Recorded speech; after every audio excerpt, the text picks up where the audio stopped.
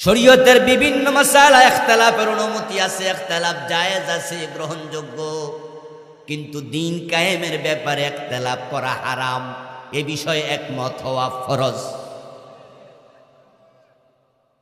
যেমন ইমামের পিছনে মুক্তাদি কেরাত পড়বে কিনা, ইমাম শাফি বলেন পড়বেই, না পড়লে নামাজ হবে না, সূরা পাঠ হবে।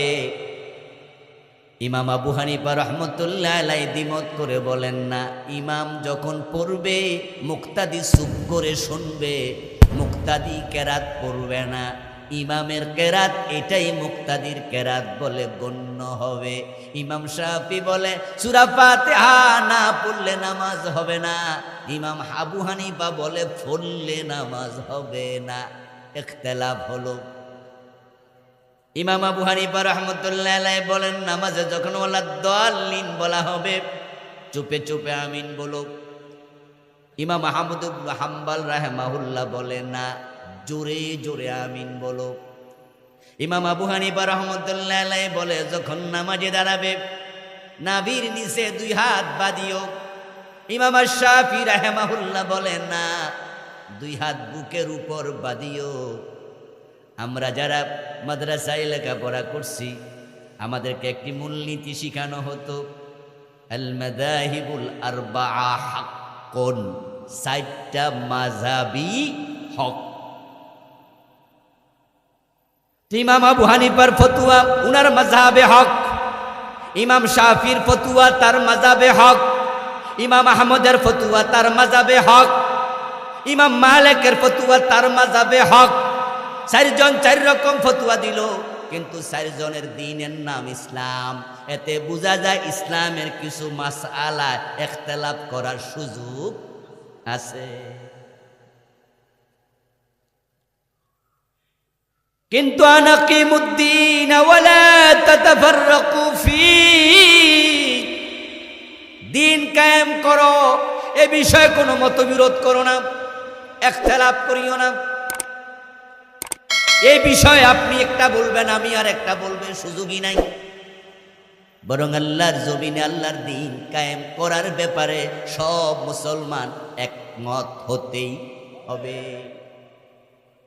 ও দোস্ত, দ্বীন কায়েম বড় কঠিন কাজ,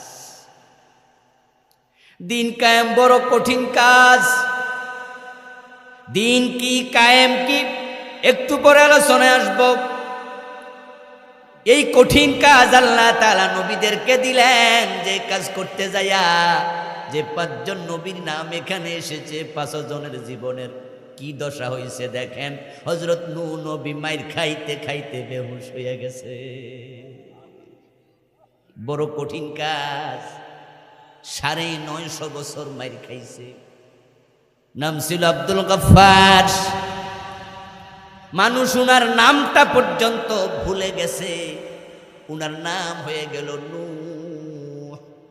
নূহ শব্দের বাংলা অর্থ হলো রোদন করা, ক্রন্দন করা। মাইর খাইয়া এত বেশি কান্ত, সারাদিন পাবলিকে মারত। 950 বছর দিন কায়েমের দাওয়াত দিলেন। উনার কালেমা গ্রহণ করছে 950 বছরে মাত্র 40 জন। কোন কোন বর্ণনা পাওয়া যায় মাত্র 80 জন।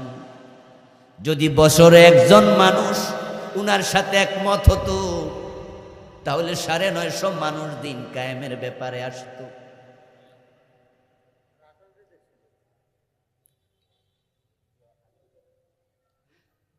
যদি 2 বছরে একজন হতো তাহলে 400-র উপরে মানুষ মুমিন হতো।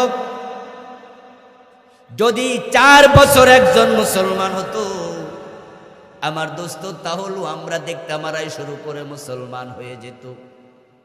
কিন্তু না, 950 বছরে মুসলমান হলো মাত্র 40 জন, কোন রিওয়ায়াতে মাত্র 80 জন। এতে বোঝা যায় 8-10 বছরেও একজন লোক উনার সাথে একমত হয় নাই, বরং এই জাতি উনাকে এমন মারা মারছে, উনার কান্দনের কারণে মানুষ উনাকে নাম দিয়া পড়ছে ক্রন্দনকারী, নাম হয়ে গেছে নূহ। দিন কায়েমের নাম আল্লাহ যখন বলে, যেই নবীকে দিয়া শুরু করে তার নাম নূহ। ওই কাজ করতে যাইয়া নূহ নবী নিজের আকুতি আল্লাহর কাছে যখন প্রকাশ করেন, তখন তিনি কি বললেন? কোরআনে আল্লাহ সেটা আমাদের কাছে আয়াত বানায়া নাজিল করছে। নূহ নবী এক পর্যায়ে অস্থির হইয়া, কষ্টে জর্জরিত হইয়া আল্লাহর পক্ষ থেকে যখন জানলেন ওহির মাধ্যমে এই জাতি আর ঈমান আনবে না, ও নূহ তুমি অনেক কষ্ট করেছ, অল্প কয়জন ঈমানদার হইছে, টেনশন করো না, তারা আর ঈমান আনবে না। এটুকু জানার পরে এবার নূহ নবী এক পর্যায়ে বদদোয়া দিয়ে দিলেন। আর আমরা সবাই জানি উনার বদদোয়ার কারণে মহাপ্লাবন হয়ে সবাইকে ডুবাইয়া মারছে।